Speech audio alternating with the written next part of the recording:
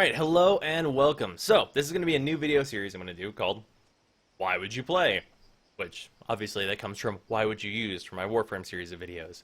And I figured, what better game to start with than a game I actually already know a lot about and am enjoying greatly on its port on PC.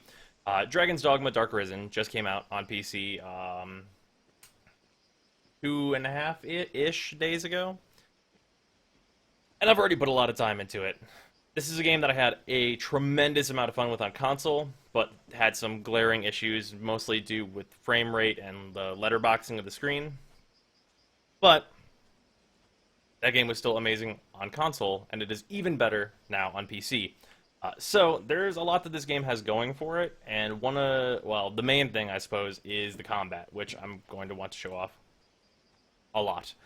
So the combat is pretty fluid, and you have like a lot of different like combo moves that you can do on the ground, as most of your melee classes, and you generally have like a lot of freedom. It's a little bit character actiony in that way, where you have a lot of freedom to do kind of what you want, and that move combos. And this is not just an uppercut; it combos and does other things. I'll show that on some goblins.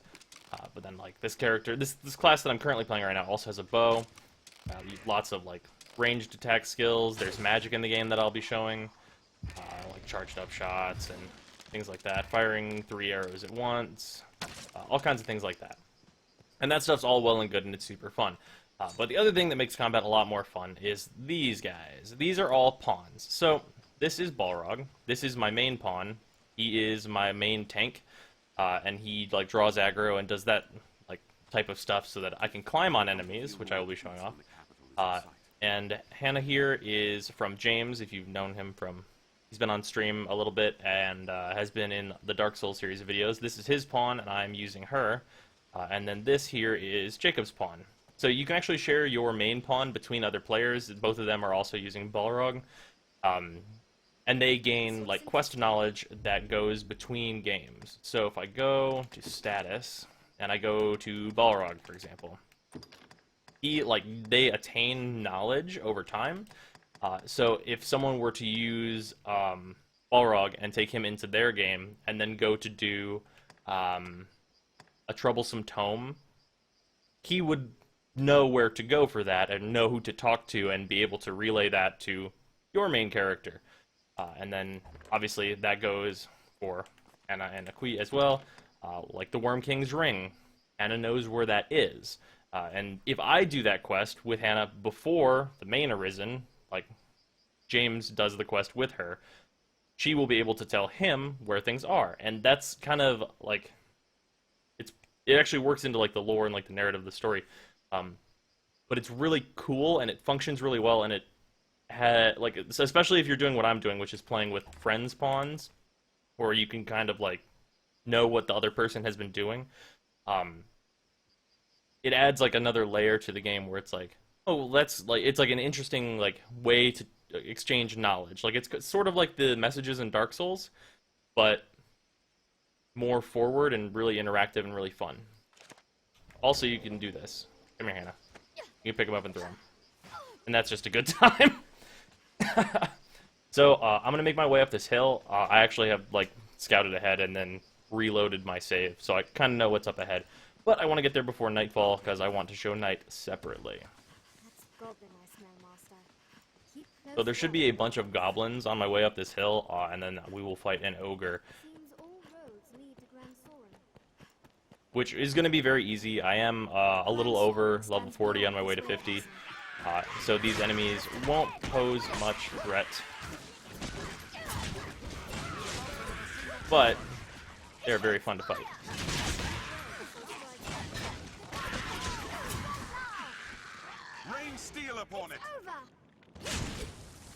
There we go.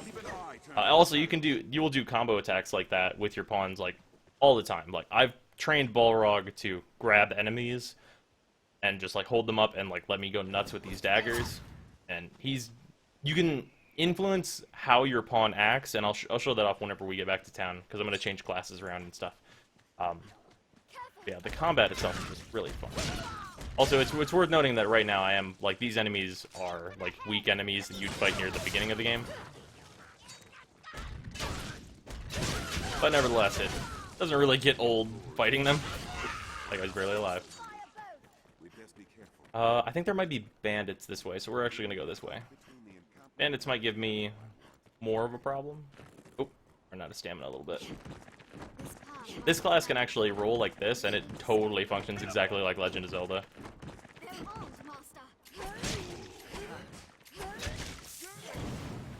Ah, shit. Did it into the wall. Also, this class has a double jump. Things like that change a lot between classes. That's the advanced trigger, that uppercut launcher move that I showed. Yeah, bandits are a little bit more interesting.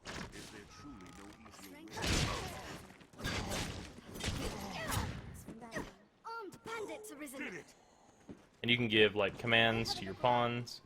And depending on what they are, like, their personalities are, like, divided into groups, like Challenger and, like, Pioneer and stuff. So whenever you tell them to go, if it's a Pioneer pawn, they will usually scout ahead if they, especially if they have knowledge of the area already. Which is really interesting. So, there should be an Ogre down here. Ow. Okay, well, I'm not dead, so there's that.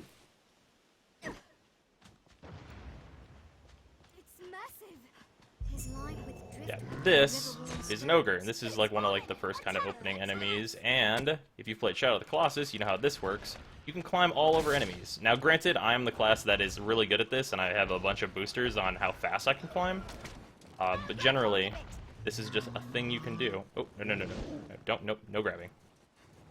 Bad. So now I want to cut your fucking eyes out. Oh, shit, he grabbed me. That's bad.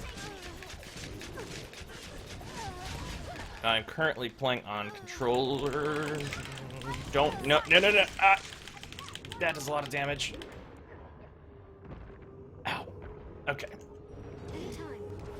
That's what I get for being a little too passive. Okay.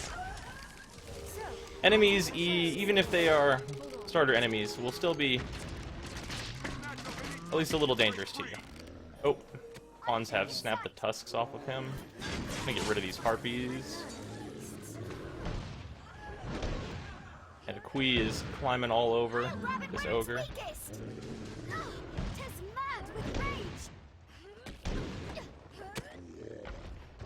Yeah, as you might imagine. Oh, no. Nope. Fuck you.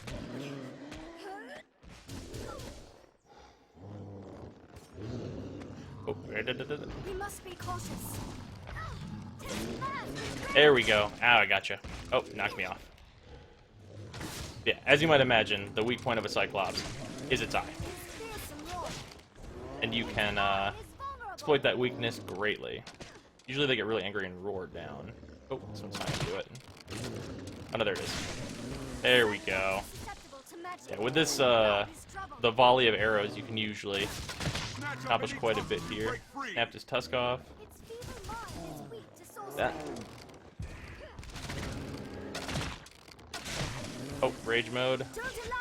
Like, you can keep him kind of stunned if you shoot him in the eye enough, and he'll blind him. Like, if you do it enough, he'll keep his eye shut. There you go, fuck you.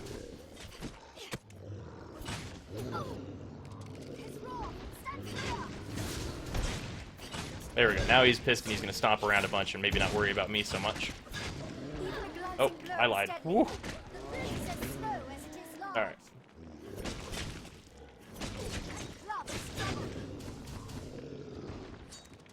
I have lit his head on fire. There we go. I got it right in between his eyelids.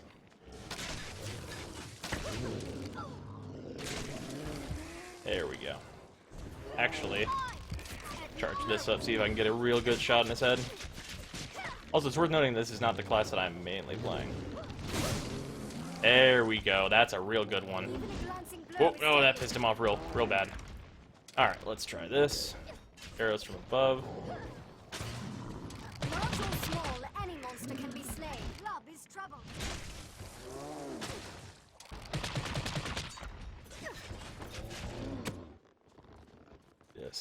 Let me just get right over here. Oh, he's angry. Oh, okay, ow.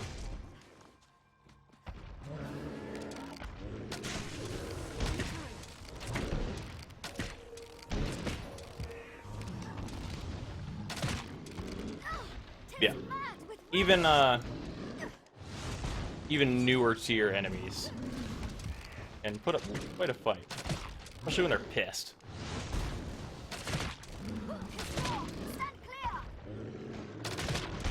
Shit. Oh, we got a little bit. Oh. He does not like it. Oh, pawn went down. And there you go.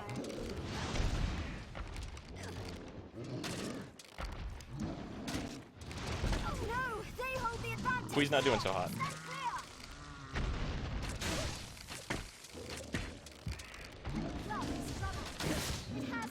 Ah, I missed. There we go. Large or small, any monster can be slain. There we go. Even a glancing blow is deadly. Don't allow it to grab you. There we go, yeah. The opening patterns of these guys are pretty predictable. You just gotta do it right.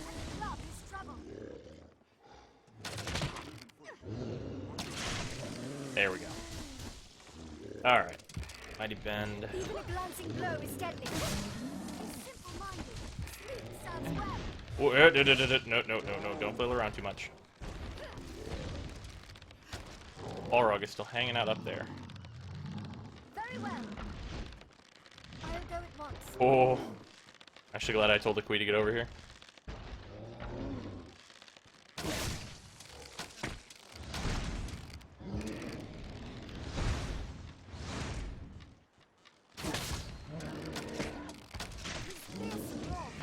Oh. Oh, see, I almost... Oh. Backed off that cliff.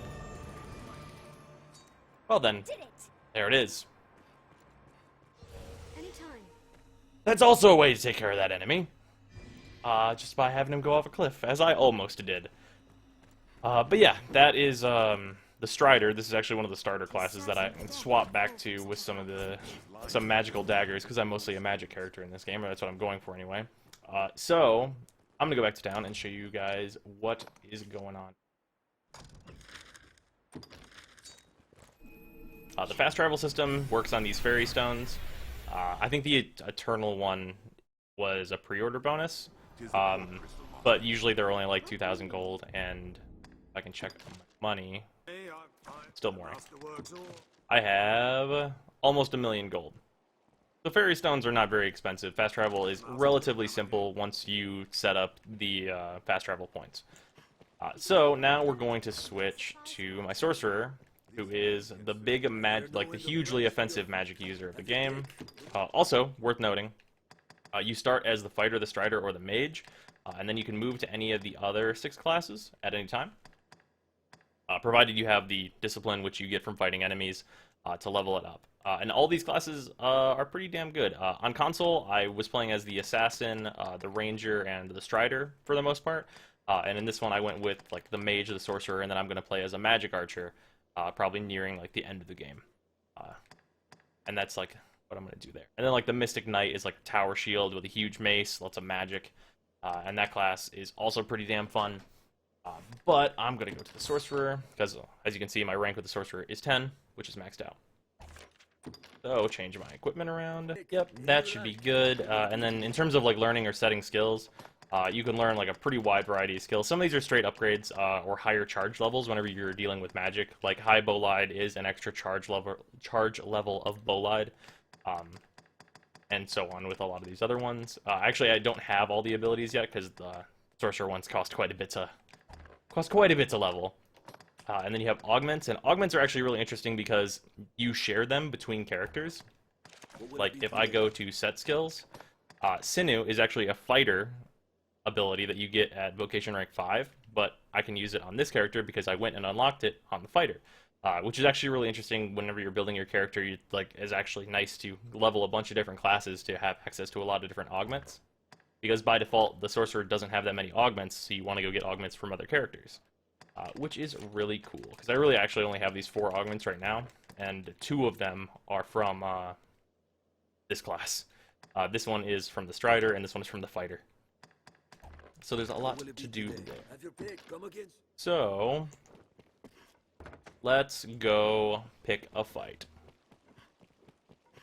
Actually, no, I'm just gonna go out into this field and like show off some spells and like how they are, because they're real good. They're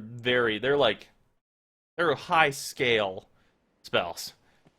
Like the scale at which the spells are cast is pretty damn large. Larger than most games would deal with spell casting. So here's that rock that we started on. I'm gonna do Maelstrom, and this ability. Actually, no, let's do Maelstrom last. Gissel. This is a nice spell, and the charge times are a little long, but it's because you get a lot of kick out of these abilities. Oh, and once you have your first level of charge done, you can actually move around while you're casting. So this is Gissel. All of those actually do each individual damage. Obviously, that is a longer charge spell. You have lower charge spells like Levin. I'll just charge all the way up. Lightning Strike in the air, really effective. Ingle. This has 3 levels of charge. This is just your basic fireball spell. Still very powerful. I used the rest of my stamina casting all that. I needed more stamina from leveling. Combustion. This is pretty basic. Wall of Fire, big explosion, really nice. Use that quite often. Miasma, this is actually poison. This is actually one of the skills that the Sorcerer starts with that I really like, so I end up using it a lot. It's just a huge AoE of poison. We need help again. And it's very effective like on groups of bandits and stuff, because it does a lot of damage and then they're poisoned, so you can kind of kite them and then kill them off that way. But let's show Maelstrom, which is a huge AoE burst damage spell that is very, very effective. And is also the longest cast time that I have, I think. I think the only one that's longer than this is Bolide, but that's literally a meteor storm. So, this is Maelstrom. It is a giant fucking tornado. And this actually sucks in enemies, and it does a significant amount of damage. Like, a very significant amount of damage. Enemies do not have a good time if you get to cast this in the midst of combat, or if you open with this, which is very effective. And I think the sun is actually starting to go down now, which is good. Because I want to show off how dark it gets. Because this game actually gets pretty damn dark at night. Oh, there's some guys over there. This is a little mining encampment that I cleared out before, but there's probably some goblins coming back. Oh, zombies. Okay, great. Oh, wonderful. Perfect. Let's just get rid of those. Let's just do that. Yeah. How about fuck zombies? Oh, there you go, Baller. You got a hold of them. Thank you. We have triumphed. Maybe if I'm lucky before night. Now there's gonna be zombies tonight. Oh, great. Oh, that one's gonna explode. Oh yeah, yeah. These ones are the ones that I can ignite. It instant kills them, but they explode. Balrog, come here. Don't go near that. I'm on my way. Instant kills them with fire, but they explode, so that's a downside. Maybe I can find a lich or something in the woods tonight. Ooh, I hear another ogre. Oh. No, that's not. No. I meant Cyclops. That is an actual ogre, I think, though. Is that? Oh no, that's okay. That's a bunch of ogres. Okay, so ogres' things is that they like women a lot, but they're pretty weak to poison and fire. So this should be okay. Actually, didn't expect to run into a bunch of ogres. I'm gonna get up on this.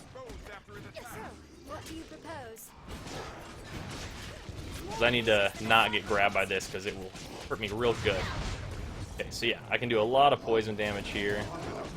Using a lot of stamina to do so, of course, but it's poison now. I want to also light it up, because it does not like that.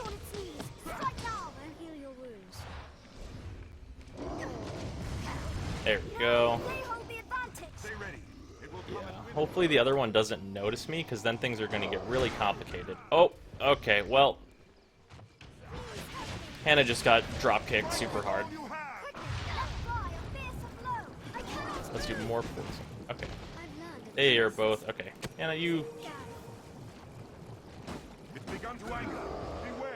Beware. Now it's enraged. That's just perfect. So as you can see, it's getting pretty dark. If he wasn't poisoned with that effect, it'd be like pretty much impossible to see him. But that means that now I need to go with the lantern. It's only half full, but Help me.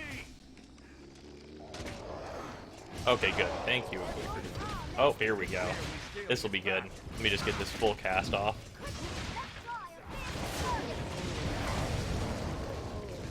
There we go. They hate fire. Okay, one ogre down. Yeah, at night, as you can see, things start getting a little more dangerous. And I think that the other ogre here, we'll just precast this. That'll be a good idea. These ones usually have an opening animation where they are excited to see enemies. So we will go with this. Counter after it strikes.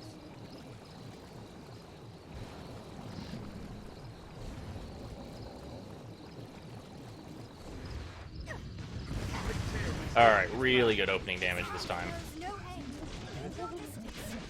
Its kind targets women over all others. Are you targeting me? No? Its kind No?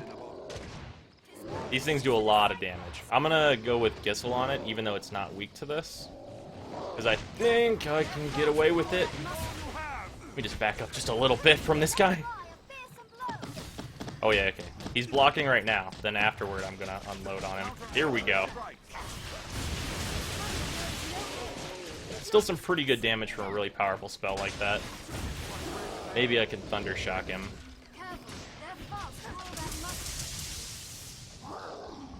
Oh no, he just hates it. Okay. Ow! Fuck, that was like half my health. Oh god. I'm not tanky. Ah! Oh god. Enemies are dangerous. They're very dangerous. Especially whenever you are a squishy mage. Nope, die. But that's why I have such high damage. Alright. Anna, if you could heal me, that'd be great. Also, this has a sort of Dark Souls-y aspect where, like, you see my white health? That's the only health that can be healed via spells. The rest I will need to bring healing items for. Which actually means that having a healer is really nice in combat because you use significantly less healing items and you get to carry less. Because I'm in, like, the very light right now because I have that extra carry weight, which makes me super fast and very speedy. Which is really nice. But yeah, just to... Here, let's get an idea for how fucking dark it gets. And then I'll fill my lantern back up. Yeah, Balrog has his lantern out, but it gets pretty fucking dark. Like, you can't see much at all. It's very dark. Yeah, we'll just back out and fill it up with my last oil here.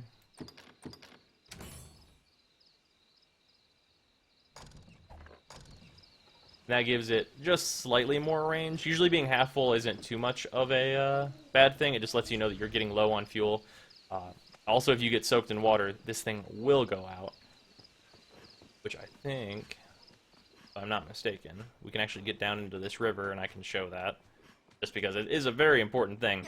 If you are in a dungeon and there's like water trickling down from the ceiling and you get like drenched with it, and now you can't see anything, you put yourself in a very bad spot.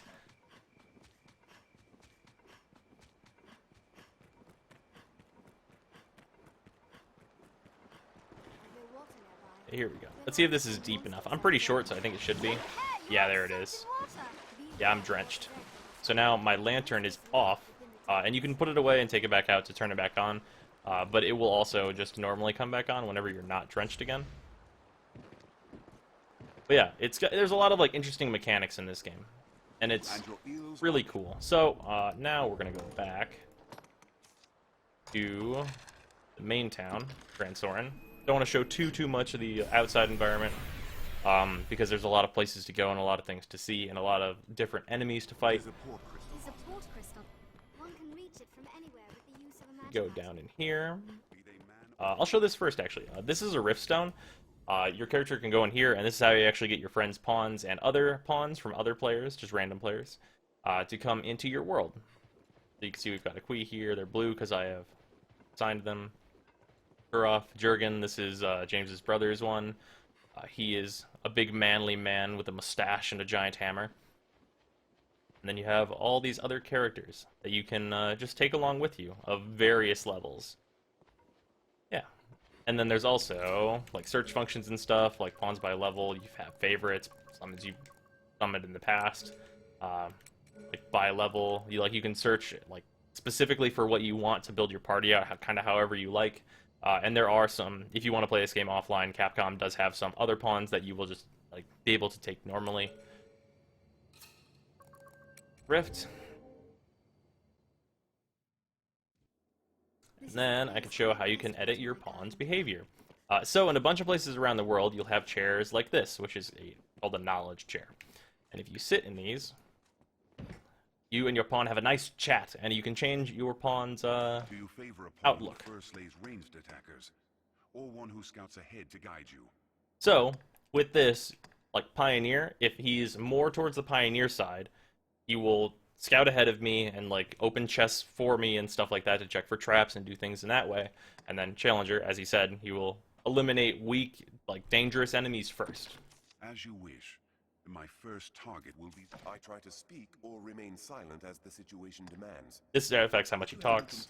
I'll lower how much he talks a little bit, I guess. Should I fall, and you see fit to help And this is how you can change their speech. and I thank you. You can change how they speak, and this, for your main pawn, it less affects how they speak to you and more how they speak to other players, which can be pretty fun. Like, for example, Hannah, where you at? Hannah's a little bitch. Hannah's a bitch. She's snippy with me all the time. And Kui is very low level, so she doesn't have much personality right now. Let's just throw her down the stairs. She's fine. Anyway, this game is damn good. It's out on Steam right now. It's available for the consoles. You can probably get it pretty... If you've just got the like PS3 or Xbox 360, you can probably get it pretty cheap from like GameStop or whatever. That's Dragon's Dogma, Dark Arisen. And this game is damn good, and I'd wholly recommend it. And that's why you would play Dark Arisen. If you're into like Skyrim or like Oblivion, like Dark Souls in a lot of ways, it's kind of akin to that. That's how it was recommended to me, being like Dark Souls. Hannah, you fucking snippy little bitch. Fucking waving your hand in front of me, see if I'm paying attention. Here you go. You fucking take that. That's what you get. Anyway, this game's damn good. I've had a lot of fun with it, and I'm ready to have even more fun with it. So I'll see you guys tomorrow.